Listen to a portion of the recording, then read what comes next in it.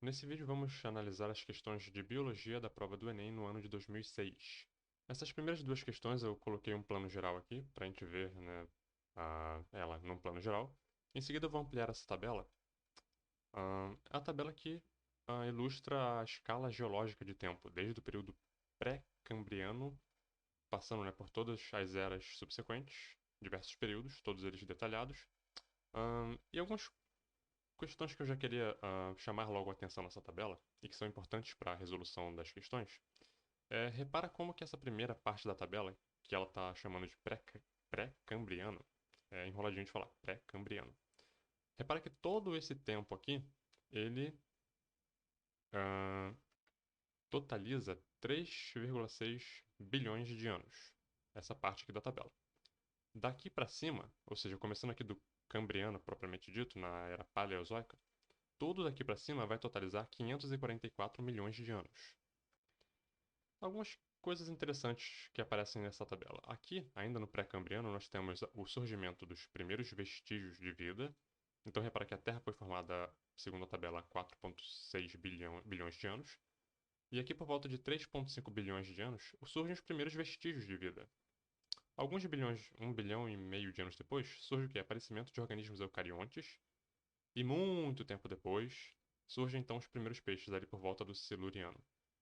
Ah, uma outra coisa interessante: a primeira notícia de Terra que nós temos aqui nessa tabela aparece aqui, já quase por volta de 1,4 bilhão de anos, que seria a constituição do continente Rodinia. Esse aqui não é o primeiro continente que existiu na Terra. Essa tabela aqui ela é uma tabela desatualizada, ou a gente pode dizer que ela é simplificada. Existem alguns continentes antes do Rodinia. Eu não vou entrar nas questões, vou colocar aí algum link para leituras em relação a isso. E acho que eu explorei bem a tabela. Vamos ver as questões, o que elas pedem em relação a isso. A questão número 9. ahn, a questão número 9, então, ela vai, a partir da visualização da tabela, ela vai dar aqui 5 alternativas. Ela quer saber qual dessas alternativas aqui é um comentário correto em relação à tabela. Nós vemos aqui alguns comentários, por exemplo, quando os primeiros hominídeos apareceram na Terra, os répteis já existiam, coisas desse tipo, né? A pessoa tem que olhar na tabela e ver se o que a alternativa está falando está correto. A questão 10, ela vai dar aqui como se fosse uma timeline simplificada do que era a tabela que a gente viu, né? A escala geológica de tempo, de uma forma simplificada apenas com alguns eventos principais. Então, por exemplo, primeiros vestígios de vida, surgimento de eucariontes, os primeiros peixes, surgimento de fauna e flora, etc. E aí você comparando aquilo que a questão está dando lá, você vem aqui na tabela e olharia e compararia, né, as datas e a ordem do acontecimento das coisas, as proporções de tempo passado e etc. Na número 9, então, vamos à resolução. A correta é: no pré-cambriano surgiram em meio líquido os primeiros vestígios de vida no planeta. Isso aqui você não precisaria da tabela para saber se é que você acompanha os estudos de evolução, de origem da vida, etc. A vida surge na água, aqui no planeta Terra, por volta ali, claro, em algum momento no pré-cambriano. O pré-cambriano sendo esse período aqui, né, simplificado. Esse pré-cambriano, na verdade, ele já tem, ele tem, né, detalhado alguns períodos, algumas eras ah, que compõem esse pré-cambriano. Pré-cambriano é um termo genérico para diversas eras e períodos que aparecem ali, nesses bilhões de anos, nesses primeiros bilhões de anos na Terra. E nesse momento aqui, nesse extenso período de tempo, surge então a vida em meio líquido, certo? Eu até chamei a atenção aqui para a questão do aparecimento do continente. Não acho que esse comentário talvez possa ser um pouco incorreto. Eu não sei se a tabela quis dizer que apenas aqui ia ter a Terra, no planeta Terra. Se for isso, estaria errado. A parte rochosa do planeta Terra existe assim muito antes que isso aqui. E quando a vida surgiu na Terra, certamente já havia porção seca. Apenas a vida não estava lá porque a vida surge na água. Então, né, eu acho que essa ideia de que passou pela minha cabeça, né? Que talvez isso aqui não tivesse terra. Não, isso estaria errado. Não acho que a tabela tenha querido dizer isso, não. Eu estou forçando um pouco a barra aqui para puxar uma discussão que eu considero que é relevante, que quando a vida surge já havia porção seca na Terra. Mas isso são hipóteses, obviamente. Mas a vida surge na água, então ela fica retida na água durante um bom tempo até que os primeiros organismos tenham adaptações suficientes para sair do meio líquido e dominar a Terra. Então a letra C estaria correta. Agora, olha que interessante. Por exemplo, a letra E. A era mesozoica durou menos que a cenozoica. Se a gente voltar na tabela, ahn, repara aqui. Era mesozoica, era cenozoica. Você olhando visualmente, né? A mesozoica é menorzinha que a cenozoica, então ela durou menos. Mas se você olhar mesmo, se você fizer o cálculo aqui, a era mesozoica dura 180 milhões de anos, enquanto que a era cenozoica, por mais que ela ocupe mais espaço na tabela, ela dura 65 milhões de anos, certo? Até o período atual. Então, esses detalhezinhos que a questão cobrou, né, da observação da tabela. Ahn, e todas as outras alternativas você também pode olhar na tabela e refutar ela de alguma forma. A 10, ela já é bem complicadinha, porque a pessoa precisaria realmente olhar para a tabela com todo aquele olhar, né, ah, específico. Eu dei uma ajustada aqui na tabela porque estava meio feio, estava meio mal montado. E, enfim, a pessoa olhando a tabela, então, lá, ah, ela chegaria, então, à conclusão de que uma dessas quatro aqui, dessas cinco, né, seria a representação simplificada mais correta. E qual seria, então? A letra B. Ahn, e o grande macete aqui para chegar a essa conclusão, para mim, foram os eucariontes. Porque quando eu olho lá na tabela, repara que os eucariontes surgem 2 bilhões de anos no passado, e o tempo total de existência do planeta, supostamente 4,6 bilhões de anos.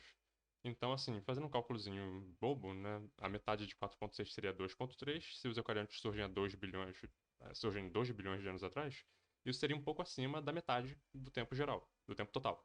Então ela ficaria um pouquinho acima. Em contrapartida aqui a letra E, né, que ficou um pouco abaixo. Então quando eu fiquei entre as duas, entre a B e a E, e acabei marcando a D porque eu percebi, né, fazendo esse cálculozinho básico, que os eucariontes ficavam um pouco acima da metade do todo, do tempo de existência do planeta Terra. Repara uma coisa interessante também. Primeiros peixes, olha como é que os primeiros peixes ficaram super encostados aqui na, no topo, né, no 100 aqui da alternativa. Mas quando você olha para a tabela, olha onde é que estão os peixes, né? Visualmente isso engana, porque a pessoa procuraria peixes aqui em cima, e os peixes estão bem aqui embaixo. Mas é por causa daquilo que eu falei. Olha quanto tempo tem aqui e quanto tempo tem aqui, né? Aqui são 3,6 bilhões de anos, aqui são só meio bilhão de anos. Então, quando você faz aquela versão, os peixes ficaram encostados lá em cima. Então, visualmente isso engana. Pode ter sido um fator de complicação dessa questão. Algumas pessoas podem ter errado por causa disso. Ahn, questão número 12. Vocês podem ler com calma aí, olha com atenção o mapa.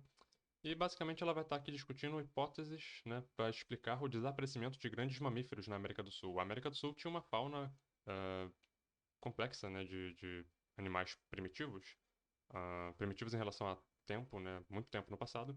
E a gente percebe pelos fósseis que sumiram, né, uma fauna de grandes mamíferos aqui que habitavam a América do Sul. Então essa questão está buscando uma explicação plausível para isso. E ela deu três afirmações e quer saber o seguinte: qual dessas afirmações, ou quais delas, são cientificamente aceitáveis?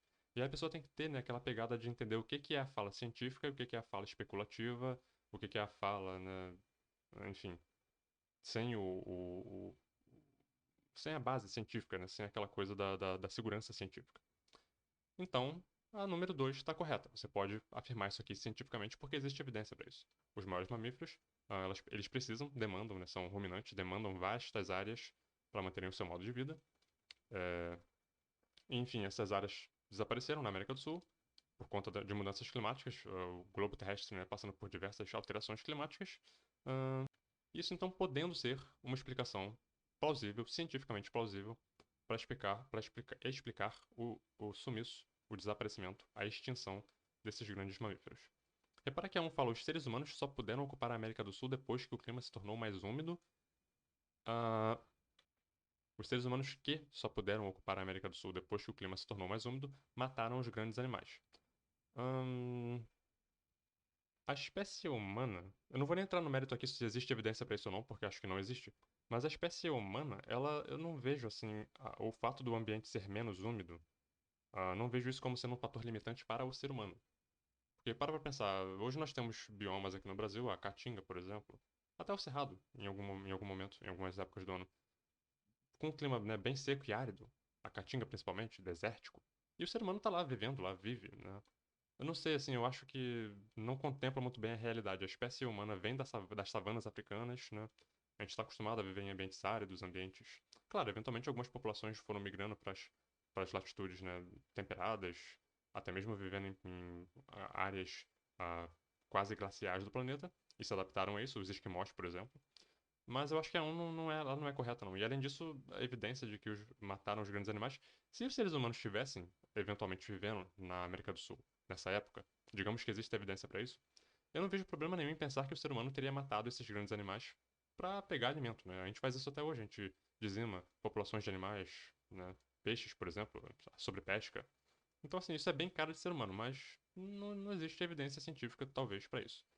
E a 3 diz que a mudança climática foi desencadeada pela queda de um asteroide. Essa coisa do asteroide é o seguinte: a gente tem evidência de que, claro, a Terra ela foi, durante muito tempo, a maior parte da existência dela, ela foi bombardeada frequentemente por diversos asteroides, meteoros, etc. Mas dizer que esse caso específico aqui na América do Sul, o sumiço dessas populações de grandes mamíferos da América do Sul, se deu por conta de uma queda de asteroide, você precisa ter evidência para isso. E, a princípio, não existe, então você não pode dizer isso cientificamente. Você pode especular, mas é assim, é aquela coisa, né? Terraplanismo, ET Bilu, né? Fica uma coisa, um papo meio de botequim. Basicamente a ideia da questão é essa, é discutir um pouco a fala científica, né? O discurso científico. Questão número 30 vai discutir aqui aquecimento global, ah, provocando alterações na hidrosfera, no planeta Terra. Então, assim, eu circulei alguns termos, né, chave, termos que ajudam a gente a montar o cenário. Úmido, umidade, enchentes, geleiras, o nível dos oceanos, inundações. Então, assim, o tema aqui é água, associado à questão do aquecimento global. Então, as mudanças climáticas, especificamente o aquecimento global, vão fazer o quê? E aí ele dá aqui algumas alternativas. Elas poderão interferir nos processos do ciclo da água, então ciclo da água, né, que envolvem mudança de estado físico. Então só umidade e vapor de água, né? Enchentes, oceanos, inundação, estado líquido. Geleiras, estado sólido. Então assim, o aquecimento global provocando alterações nessa ciclagem da água, provocando inclusive alterações no estado físico dela. Então, quando a geleira, por exemplo, derrete, o que acontece com o nível dos oceanos? Aumenta. Etc. Certo? Então, assim, mais transpiração, por exemplo, por maior aquecimento ou mais umidade no ar.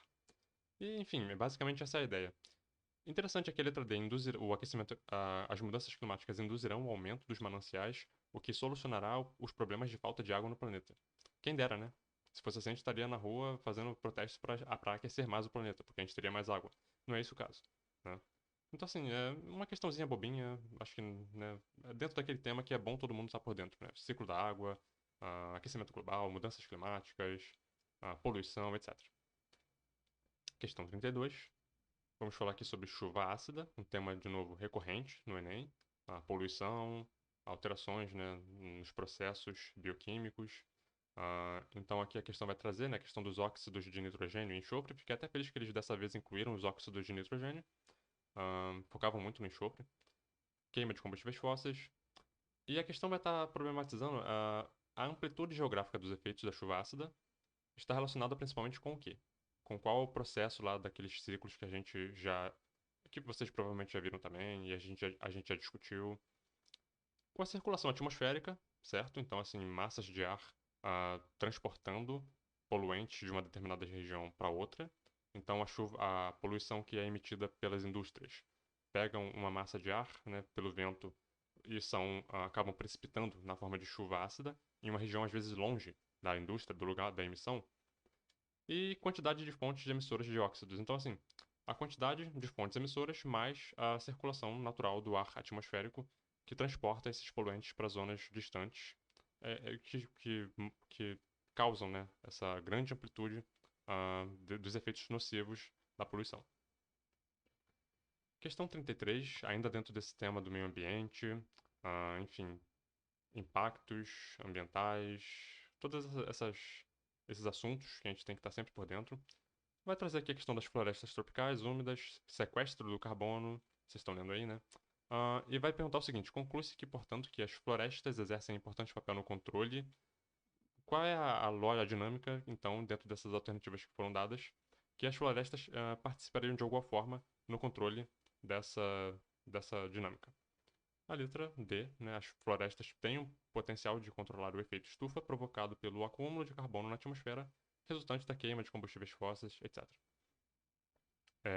justamente por conta, né, dessa coisa do sequestro de carbono, porque as árvores, pela fotossíntese, elas assimilam o carbono que está na atmosfera, o gás CO2, e transformam esse CO2 em açúcar, em alimento que elas vão armazenar no tronco delas na forma de amido, celulose, etc. Né? Todos os constituintes da madeira do tronco da árvore eles são ricos em carbono, enfim, lignina, etc.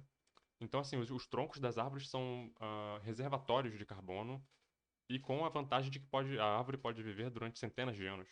Então vão ser centenas de anos que aquele carbono vai estar ali preso no tronco da árvore. Repara que a B coloca aqui a inversão térmica, né, que trata do dióxido de carbono, mas nas partes mais altas da atmosfera. As árvores mais altas do mundo aí têm algumas centenas de metros, elas não vão alcançar esse carbono que está lá no alto da atmosfera. Então, não é necessariamente nisso aqui que elas vão estar atuando, embora, né, se tivesse uma árvore de quilômetros de altura, talvez ela pudesse participar, mas não é o caso. Questão 34. Vai falar aqui na região da Amazonas, né? Uma população de lagartos que se reproduzem por partenogênese. E essas populações são constituídas exclusivamente por fêmeas, interessante, né? Que procriam sem a necessidade de ter machos ali ajudando. Ou seja, partenogênese de forma assexuada. Gerando apenas fêmeas. Então, quando a fêmea tem filhote por partenogênese, sem participação do macho, ela vai gerar uma fêmea.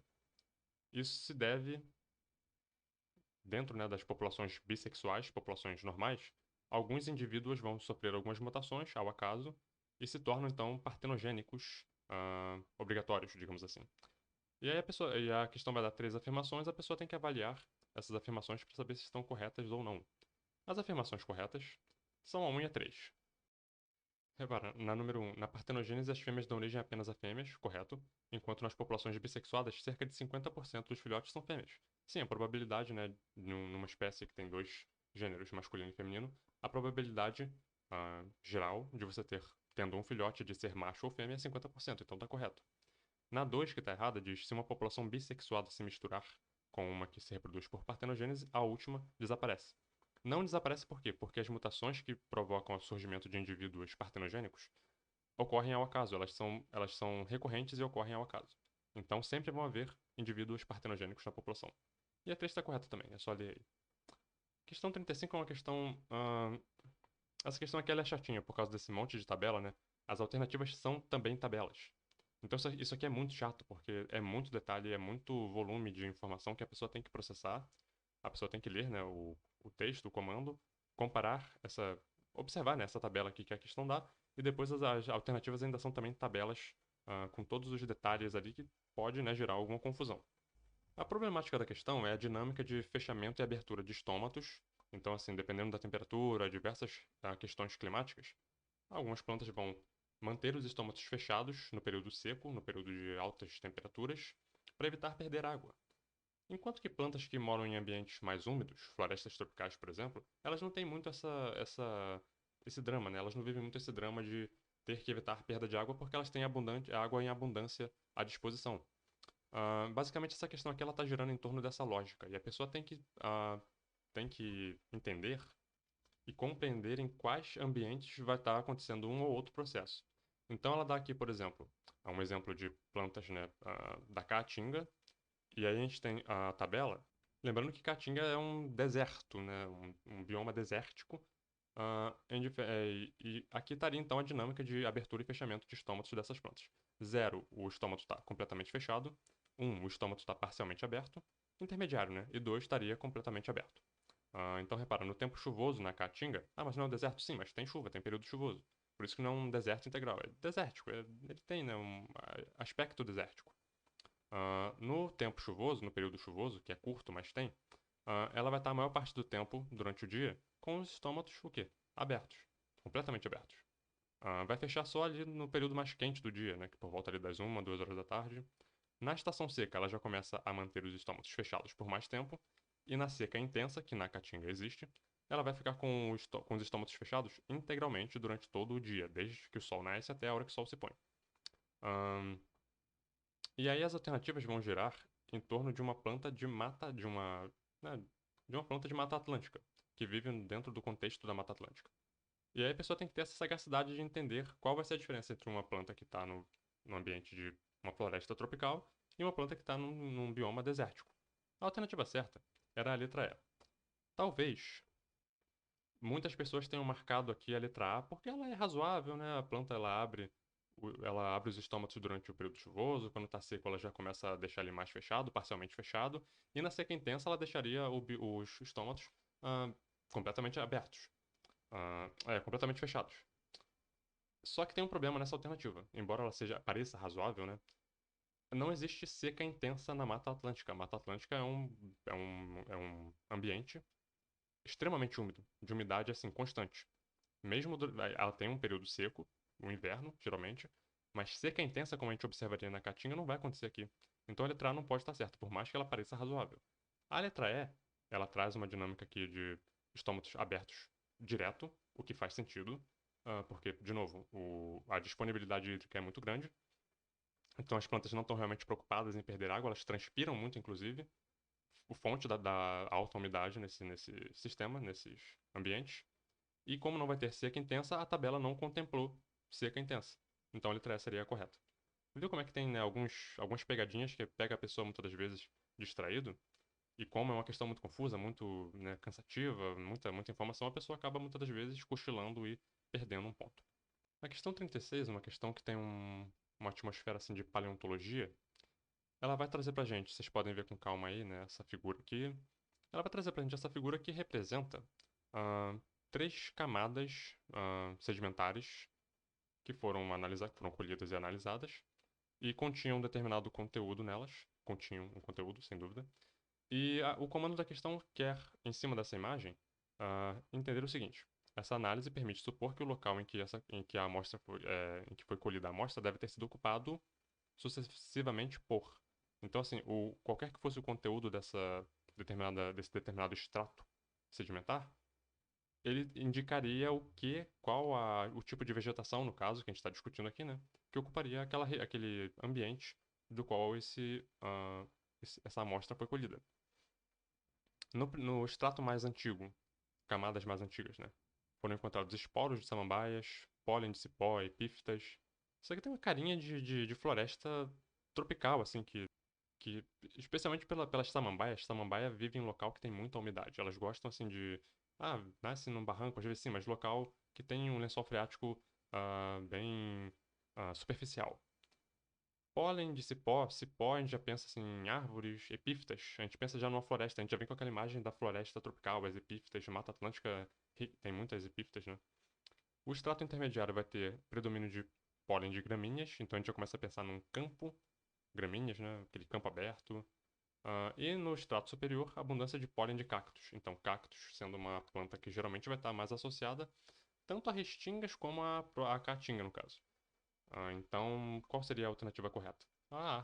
Né, uma floresta úmida, samambaias, né, que eu falei que gosta muito de lençol freático superficial, epífitas, que crescem associadas a árvores, então uma floresta, né? A intermediária, campos cerrados, sim, gramíneas, né? E a caatinga, os cactos. Então tá correto. Na questão 37, vai ser discutido aqui problemas, né, na região do Cerrado. Segundo os ambientalistas, então, o Cerrado estaria correndo risco de se transformar em um deserto. E aí a questão dá três afirmações, e a pessoa tem que saber, então, o que dessas afirmações aqui está correto. Vamos à resolução. Aparentemente, apenas a 3 está correta, né? A substituição de agrotóxicos por bioinseticidas reduz a contaminação dos recursos hídricos no bioma cerrado, sem dúvida. Né? Os agrotóxicos e bioinseticidas percolam no lençol freático e contaminam o lençol freático, que eventualmente vai contaminar rios, né, e etc. Por que a 1 e a 2 estão erradas? A 1 diz que, considerando que em 2006, então repara em todos esses dados aqui. Se em 2006 restem apenas 25% da cobertura vegetal original do cerrado, e que desse percentual 3% sejam derrubados a cada ano, estima-se que em 2030 o cerrado brasileiro se transformará em um deserto. Aí, essa discussão aqui eu posso atacar ela por duas frentes, assim, e eu não sei qual delas está mais, assim, apropriada, mas eu vou dizer as duas porque, afinal de contas, estamos aqui para isso. Eu me dei o trabalho de fazer a continha aqui, de 2030 de 2006 até 2030 passariam 24 anos, supondo, né, que esses 25% aqui, ao longo desses 24 anos, você tem uma perda de 3%, no final das contas, né, calculando tudo, sobraria um total de 7% do bioma cerrado, né, como ali o que sobrou a resultado de toda essa degradação. Uma curiosidade, a Mata Atlântica já chegou a esses 7% já. Algumas estimativas já chegaram a calcular 7% do que sobrou da Mata Atlântica. Em nenhum momento ninguém falou que a Mata Atlântica estava virando um deserto. Hoje em dia nós sabemos que a Mata Atlântica restam dela assim, por volta de 11 a 16% dela. Esse 7% era um exagero. Foi por conta da amostragem que se fazia naquela época, né, os satélites, etc. Mas esse 7% foi um exagero. Só que, mesmo quando a Mata Atlântica dizia-se que restava apenas 7% dela, ninguém falou que ela estava virando um deserto. Por que não? Porque aqui é muito úmido. Então, qual é o problema? A minha definição de deserto, e não é minha definição, né? A definição correta de deserto é um local, um ambiente com baixa precipitação, abaixo de 300 milímetros. Muito abaixo disso, inclusive, às vezes. O Cerrado, ele tem uma precipitação média anual de entre 1.400 e 1.800 milímetros. Supondo-se que essa precipitação média se mantivesse, você jamais poderia chamar o Cerrado de deserto, apenas por conta da precipitação, assumindo-se a definição de deserto como sendo um local de baixa precipitação, inferior a 300 milímetros. Mas se você tirar a vegetação do cerrado, a precipitação lá pode diminuir. Na verdade, o que determina a precipitação no cerrado não é o cerrado. Estou falando uma coisa aqui agora que eu teria até que ler mais sobre isso também, mas está correto, tá? O que determina a precipitação lá é a Amazônia. Assim como o que determina a precipitação aqui no Sudeste, na Mata Atlântica, é a Amazônia também. Os Andes, né, a Cordilheira dos Andes, todo o sistema que envolve as massas de ar que passam pelos Andes e trazem os ventos, as massas de ar trazem a umidade da Amazônia, passando pelo centro-oeste, pelo pedaço do nordeste, né, chegando aqui ao sudeste. Então, assim, Mata Atlântica, Cerrado, nunca vão ser desertos porque a precipitação nesses ambientes é alta, né, e o que determina isso é a Amazônia. Então, o problema, na verdade, está na Amazônia. Se a Amazônia deixar de existir, aí temos um problema. O Brasil inteiro vira um deserto. Enfim, eu trouxe essa discussão porque eu acho que é interessante, né? A palavra deserto ela pode significar um local vazio. Então, se você definir deserto como um local vazio, se o cerrado está sem árvore, você pode dizer que ele está deserto de árvores. Então, ele virou um deserto de árvores. Mas ele continuaria tendo uma precipitação, né, razoável e, eventualmente, o bioma, inclusive, se recuperaria, né, por resiliência, dado um período de tempo razoável. Só trouxe essa discussão mesmo assim, para a gente aprender a problematizar essas questões assim. E, sobretudo, também para entender por que a ONU está errada. A ONU está errada em alguma questão dentro dessas diversas coisas que eu falei aqui. Talvez eu tenha falado de uma maneira um pouco complicada, mas eu vou tentar colocar alguns textos aí na descrição para falar e para, né, expressar isso de uma maneira mais inteligente do que eu sou capaz. Questão 38. É uma questão de química, eu sei disso, mas envolve o meio ambiente, então assim eu trago para discussão. Enfim, produção de papel, né? Despejo industrial em rios, despejo de indústrias, né? Causando ali degradação no rio, por não serem biodegradáveis. Então eles se acumulam nos tecidos vegetais, veja aí, bioacumulação, podendo levar a alterações genéticas. Interessante, né? Mas a questão não vai entrar em nenhuma especificidade de nenhum desses processos aqui não. O que ela vai perguntar é para se diminuírem os problemas ambientais decorrentes da fabricação do papel. É recomendável. E aí, a letra D, né, o tratamento da água industrial antes de retorná-la ao curso d'água com o objetivo de promover a degradação dos compostos orgânicos solúveis. Questão simples, boba, acho que nem vale a pena discorrer muito, mas é um tema importante para o Enem, né? Meio ambiente, poluição, enfim, medidas de mitigação da poluição ambiental, da degradação ambiental, dos impactos da ação humana, etc. A questão 40, aquífero Guarani. Quem lembra? Nós já vimos ele, hein? Numa prova aí. 2004, né? Voltem lá no vídeo de 2004, tem uma questãozinha lá sobre aquífero Guarani. Aquífero Guarani. Só que essa questão aqui ela vai ter uma abordagem diferente. Lá tinha a questão da contaminação das águas, né, por atividade agrícola. E aqui ela vai dar algumas alternativas em relação, assim, genericamente em relação ao aquífero Guarani. É uma questão mais genérica do que outra. Dado, né, o que a pessoa pôde ler no texto e que vocês leram aí, é necessário para a utilização de seu potencial como reservatório de água potável conhecer detalhadamente o aquífero. Dá até preguiça de olhar as alternativas erradas porque, olha, seus depósitos não participam do ciclo da água, jura? A água proveniente de qualquer um de seus compartimentos solidificam-se a zero. Isso aqui é interessante, ó, porque ele fala da salinidade, né? Então, assim, a pessoa tem que tomar cuidado. A água com alta salinidade, o teor de salinidade da água altera o ponto de a solidificação, né? O ponto de congelamento da água. A D diz que a água é adequada ao consumo humano direto em grande parte da área do compartimento norte alto. Aí a pessoa tem que ver no texto aqui. Provavelmente tem alguma coisa aqui que refuta isso. O uso das águas do compartimento norte alto para irrigação deixaria ácido o solo. Deixaria o solo ácido, enfim.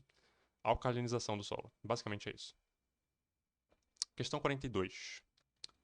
Questãozinha complicadinha de leitura de tabela. Ela não é difícil não, ela é complicadinha porque toda vez que envolve tabela e envolve alternativas, né, que podem confundir a pessoa, eu já acho que a questão ela é um pouco mais assim intermediária, mais puxada assim pro difícil, porque a gente tem que considerar que a prova, ela é também uma prova de resistência física. Então assim, a pessoa vai estar lá às vezes há horas já lendo, os olhos cansados, a cabeça doendo, e de repente a pessoa chega numa tabela dessa e a pessoa já está cansada, já está exausta e já não consegue mais processar. Então a dificuldade da questão está nisso. Mas basicamente o que está sendo dito aqui é o seguinte: com base nas informações da tabela, infere-se que a educação tem relação direta com a saúde, visto que é menor a mortalidade de filhos cujas mães possuem maior nível de escolaridade. Isso está na tabela? Tá. Aqui, ó, mães que ficaram mais tempo no sistema de educação, né, que chegaram mais longe na educação, que foram mais educadas, tiveram uma mortalidade menor, proporcionalmente menor, do que mulheres que tiveram menos educação. Mesmo considerando, né, ambientes precários de saneamento básico. Essas mesmas mulheres que moram no mesmo ambiente, por ter tido mais educação, tiveram um índice de mortalidade de seus filhos, né, menor. Então, basicamente era isso. E as outras alternativas também não vale a pena entrar muito não, porque é só... Talvez eu comente só a letra B, porque a B diz o seguinte: o nível de escolaridade das mães tem influência na saúde dos filhos, desde que, no país em que eles residam, o abastecimento de água favoreça pelo menos 50% da população. Ahn, E a gente percebeu aqui que influencia mesmo em ambientes que esse índice ficou abaixo de 50%. Então, assim, é aí que a pessoa tem que estar acordado, né? É aí que a pessoa tem que estar com o olho ali, né? Percebendo esses detalhes, essas minúcias, para não acabar. Algumas pessoas talvez tenham chutado e colocado letra B, porque, né? Quem sabe, vai que tá certo. Mas é só a pessoa prestar atenção, né? Então, assim, treine em resistência física para chegar lá e não ter que chutar uma questão dessa, que é uma questão fácil, relativamente fácil. Mas tem esse fator da complicação da tabela e do cansaço físico, etc. Questão 43. Essa questão aqui ela é muito clássica. Se vocês estudam para Enem há alguns meses, vocês provavelmente já viram resolução dessa questão. Acho que até livro didático coloca muito ela. Produção de cacau, né? Tem dois sistemas. O sistema convencional, onde os pés de cacau ficam próximos uns dos outros. E um sistema que eles chamam de cabruca, onde existe um espaçamento maior entre as árvores. E aí, tem a questão lá do parasitismo, né? Que esses cacaus, eles ficam às vezes expostos a determinado parasito, o tal do fungo, vassoura de bruxa. E a questão vai estar querendo saber o seguinte: ahn, partindo né, do conhecimento do cacau e das condições que você supõe que um fungo necessite para viver, qual desses cacaus estaria sendo mais intensamente atacado pelo fungo? Então você tem que saber um pouco também da biologia do fungo, né? O que um fungo precisa para viver? O que qualquer ser vivo precisa para viver? Letra B. O sistema convencional estaria sendo mais atacado por quê? Porque as árvores estão muito próximas e ahn, imagina os pés de cacau bem juntinhos uns dos outros, transpirando ativamente, a umidade super alta ali naquele meio. Os esporos são disseminados, né, pelo vento, então qualquer ventinho que bater já sai esporo de um e vai para o outro, então a disseminação vai ficando muito alta. Além de ter uma umidade maior também pelas árvores estarem juntas. Então esses dois fatores, proximidade e umidade, a umidade maior e a facilidade da disseminação, determinam então que o sistema convencional vai ser mais intensamente atacado. O sistema cabruca, então, por ter um espaço maior entre uma árvore e outra, vai ter uma umidade menor, diminui um pouco, né, o desenvolvimento do fungo e também reduz um pouco a probabilidade de disseminação. Questão 44. Tema recorrente do Enem. Alguém está produzindo alguma coisa, um agricultor, tem uma praga que dá prejuízo e o agricultor quebra a cabeça lá para encontrar maneiras de lidar com aquela praga para não ter prejuízo. Então aqui estava sendo produzido cana-de-açúcar e o vilão da história, né, o besouro, que destrói a plantação e dá prejuízo, a genialidade aqui tá no seguinte: o besouro ele emite um hormônio, um feromônio, provavelmente, que sinaliza para outros besouros que ali tem comida. Então outros besouros viriam seguindo esse feromônio que esse besouro estava Aqui esses primeiros besouros que chegaram ali, né, liberariam. E aí os caras pegaram essa substância, sintetizaram em laboratório e aplicaram essa substância em locais distantes, né, fora da plantação de cana. Ah, então a questão é saber a finalidade e a vantagem ambiental da utilização desse truque. Afastar os predadores da plantação, porque os besouros vão seguir o aroma, o cheiro, né, para longe da plantação. E a vantagem ambiental, reduzir a necessidade de uso de agrotóxicos para combater as nuvens, né, de besouros que atacariam as plantações. Simplesinha, né? Super legal. Questão 45 é uma questão aqui que vai falar de efeitos de anti-inflamatórios, né? Afinidade por determinadas enzimas. Honestamente, é uma questão fácil, mas ela esconde a facilidade dela por trás assim, de muitos termos complicados, né? Anti-inflamatórios, ciclogenase 2, COX-2, enfim, aí afinidade, né? Prostaglandinas, pró-inflamatórias. A pessoa, muitas vezes, começa a ler isso aqui, a cabeça já dá um nó. Ah, mas a questão em si é simples, porque o que ela vai estar pedindo é uma coisa. A pessoa só precisaria olhar para isso aqui e extrair uma lógica a partir dessa imagem aqui. Então, esse mais e esse menos, nessas setinhas aqui, indicam maior ou menor afinidade de determinado anti-inflamatório por essa determinada enzima. Então, a gente infere que o piroxicam ele tem menor afinidade por COX-2 e maior afinidade por COX-1. O rofecoxib, vamos lá, tem menor afinidade por COX-1 e maior afinidade por COX-2. E os intermediários teriam níveis intermediários de afinidade por essas enzimas, a depender, né, da distância dele para o meio. Então, com base nessas informações, é correto concluir-se que o piroxicam é o anti-inflamatório que mais pode interferir na formação das prostaglandinas protetoras da mucosa gastrointestinal, porque, como vocês leram no texto, né, os anti-inflamatórios produzem efeitos colaterais decorrentes da inibição de uma outra enzima, COX-1, responsável pela formação de prostaglandinas protetoras da mucosa gastrointestinal. Enfim, todos os elementos estavam aqui, né? E o grande macete realmente era a imagem aqui mostrando, né? A pessoa só extrair daqui esse fato de que o Proxicam ele tem uma afinidade pela COX-1, que é a enzima que estaria então por trás desse problema aqui das prostaglandinas protetoras da mucosa gastrointestinal. Os elementos estavam todos aqui, era só a pessoa juntar as peças e montar o quebra-cabeça. Mas honestamente eu achei uma questãozinha chatinha, por causa desses termos, né? A pessoa pode se assustar. Questão 47. É uma pena que eu não consegui cortar essa questão aqui de uma maneira que ela fique mais legível, mas eu acho que com um pouco de esforço aí, vocês pausando, vocês conseguem. Ou vocês podem também pegar a prova, baixar e ler a prova aí em PDF. Enfim. Aqui, essa tabela aqui, né, é um infográfico, sei lá, traz aqui algumas informações do consumo das famílias brasileiras. Nos últimos 30 anos, a alimentação piorou muito. E aí coloca aqui, né, as porcentagens do que tem sido composto a alimentação média do brasileiro, suponho. E aí a questão vai dar essas três afirmações aqui e o que isso aqui está correto. A 2 e a 3 estão corretas. Por que a 1 está incorreta? As famílias brasileiras em 30 anos aumentaram muito o consumo de proteínas e grãos, que por seu alto valor teórico não são recomendáveis. Vamos ignorar essa última parte aqui e vamos focar no fato de que as famílias brasileiras aumentaram o consumo de proteínas e grãos. Proteínas e grãos, vamos assumir feijão e leguminosas como sendo proteínas e grãos. Eles estão justamente na parte da tabela que diz diminuição do consumo. Então, na verdade, o que houve foi o contrário. Foi uma diminuição do consumo desses produtos pelas famílias brasileiras. A 2 e a 3 eu não vou comentar não, para o vídeo não ficar muito longo, né? É exatamente o que elas estão dizendo, elas são corretas. E só um mesmo que estava incorreto. Questão 63, acho que ela é a última. Aqui é de novo, né? Texto, tem uma figura, um gráfico para a pessoa extrair informações. Então tem uma complexidade a questão. Então, papo vai, papo vem. O teor alcoólico do vinho deve-se à fermentação dos açúcares. Então, né, a gente nota aqui concentração de açúcares, tempo. A gente nota que a concentração desses açúcares aumenta. A gente nota que a concentração de ácido tartárico diminui. A concentração de ácido málico. Então, olha só, a concentração de açúcares está aumentando conforme o tempo está passando. E a concentração dos ácidos está diminuindo. Ele está ficando mais adocicado, mais açucarado e menos ácido. Então, se o álcool ele é proveniente do açúcar, né, da fermentação do açúcar, e o nível de as concentrações de açúcar aumentam conforme o tempo, então quanto mais tempo passa, teoricamente, vinhos mais alcoólicos você consegue fazer porque as concentrações de açúcar estão aumentando. Então, mais açúcar, mais álcool.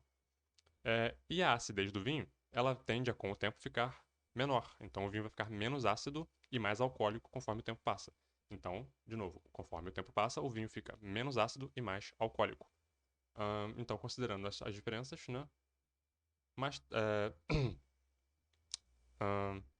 qual dessas relações aqui, né, que as alternativas trouxeram estaria correta? A letra C trouxe uma relação correta. Se você quiser colher o vinho, se você quiser um vinho mais alcoólico e menos ácido, você colhe ele mais tarde, como a gente comentou aqui agora. Repara que a letra A diz mais cedo para a obtenção de vinhos menos ácidos. Não, eles vão ser mais ácidos, certo? Mais cedo para a obtenção de vinhos mais ácidos e mais alcoólicos. Se você colher mais cedo, ele vai ser menos alcoólico porque tem menos açúcar. E por aí vai, né? Essa que era a lógica da questão, nada muito difícil. E ficamos por aqui. Tivemos todas essas questões na prova: biogeografia, bioquímica, botânica, ecologia, evolução, fisiologia, limnologia, aquela lá do aquífero Guarani, meio ambiente, paleobiologia. Então, nos vemos no próximo vídeo para comentários sobre a prova do ano de 2007.